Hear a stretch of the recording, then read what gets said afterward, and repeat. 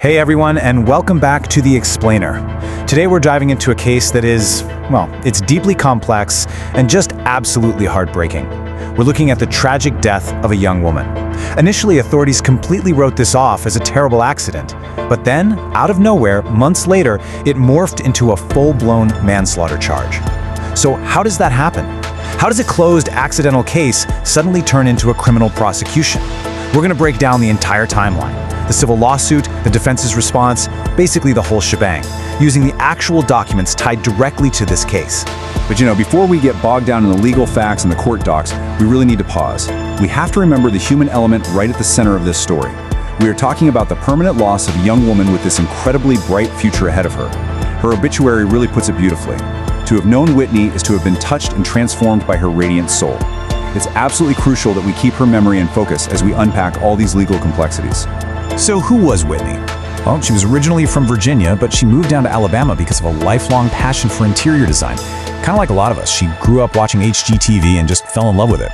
She went to Auburn University specifically for their design program and was a recent grad. At the time of this tragedy, she was honestly just hitting her stride. She had just landed her absolute dream job as a trade consultant at Restoration Hardware. By all accounts, her colleagues were instantly taken by her kindness and her talent. She was an independent woman right on the cusp of an amazing career. Part 1, A Tragic Night.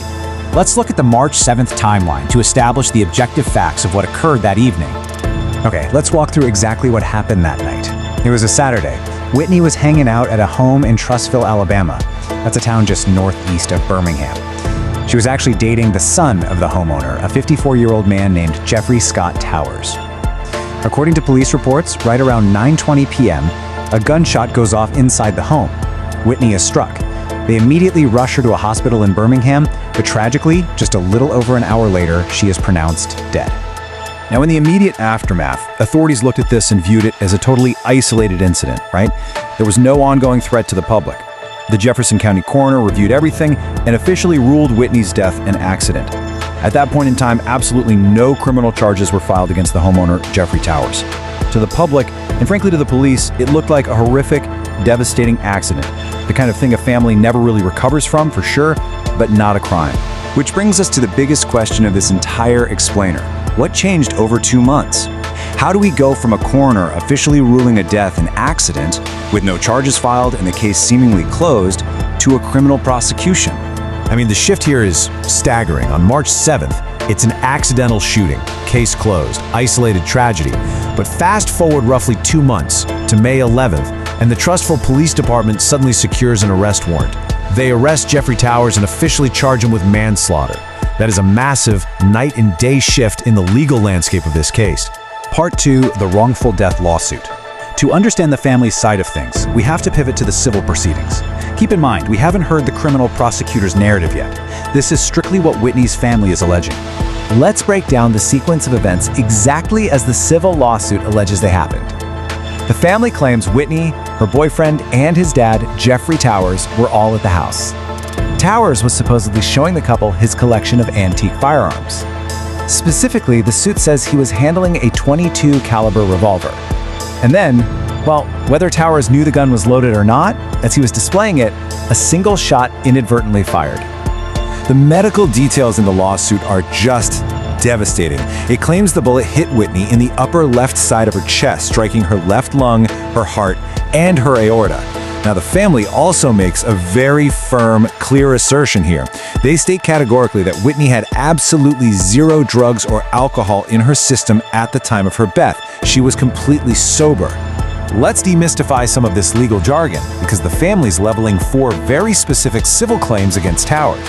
First, breach of duty of care, basically saying he failed to handle the firearm safely. Second, a failure to inspect, alleging he didn't even check if that antique gun was loaded before waving it around. Third, they accuse him of reckless action for lacking basic essential gun safety knowledge. And finally, negligence, claiming he failed to properly maintain the weapon that went off. These 4 pillars really make up the foundation of the family's civil case against him. Part 3, The Criminal Case. All right, let's transition from those civil allegations over to the totally separate criminal charge of manslaughter brought by the state of Alabama. So after Towers is arrested for manslaughter on May 11th, he's taken into custody without incident.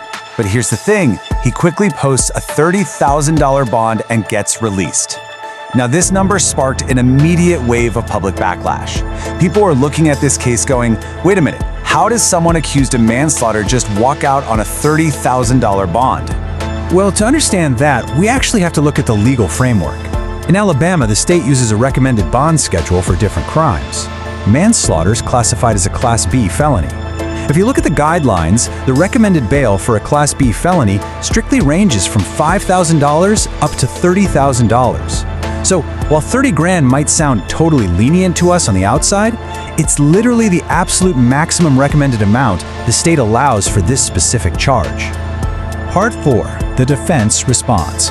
As with any legal proceeding, it's absolutely crucial that we look impartially at both sides.